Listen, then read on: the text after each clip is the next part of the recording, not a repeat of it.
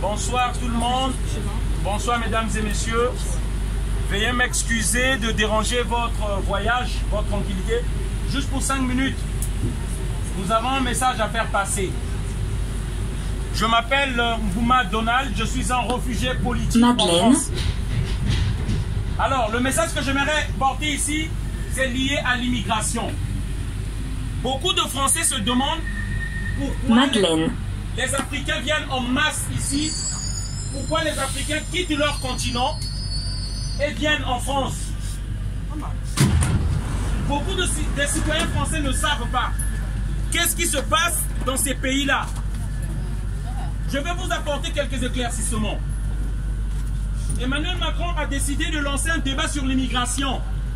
Dit-on qu'il y a trop d'immigrés en France. Mais on parle des conséquences de l'immigration, on ne nous parle jamais des causes. Qu'est-ce qui pousse ces gens-là à venir? Qu'est-ce qui pousse ces gens-là à prendre la Méditerranée? Moi, je vais vous expliquer 2 causes majeures. Il faut savoir déjà, s'il vous plaît, chers citoyens, moi qui vous parle, je viens de l'Afrique. Je suis cet Africain qui a vécu cette misère-là.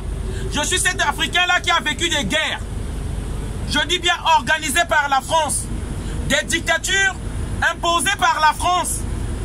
La France ne peut pas recevoir la misère du monde. Pourquoi elle la crée? C'est ça la question. Il faut savoir, il y a plusieurs bases militaires en France. En Afrique, pardon. Plusieurs bases militaires. Qu'est-ce qu'elles font là-bas? Ils vont dire pour aider les Africains, on n'a pas besoin de ça. Ces bases militaires sont là pour protéger les intérêts économiques et stratégiques de la France en protégeant les dictatures. Ces bases militaires là au Mali. La France, qu'est-ce qu'elle fait? Qu'est-ce qu'elle fait? Pyramide. Elle reçoit des dictateurs. Du pays où je viens, ce monsieur-là a été imposé par la France en 1997. Lorsqu'il a accueilli ici, on déroule le tapis rouge. Sassou Nguesso du Congo-Brazzaville.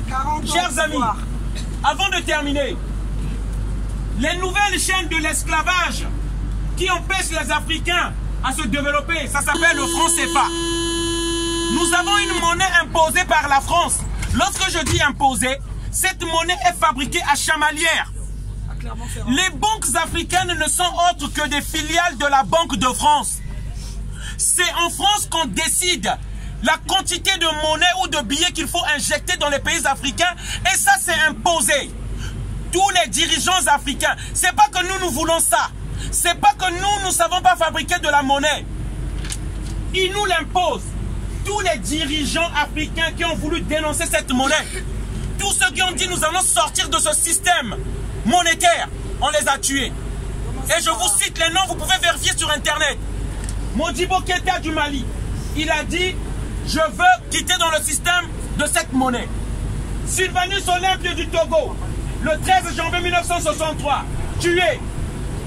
Laurent Gbagbo a voulu battre sa monnaie. En avril 2011, il a été déporté. Kadhafi.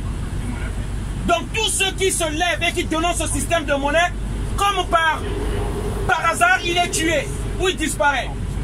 Les bases militaires qui soutiennent les dictatures, à l'exemple, le 7 février 2019, donc à peine quelques mois, l'armée française a soutenu Idriss Déby du Tchad en bombardant la population et des gens qui ont voulu se rebeller contre Idriss Déby.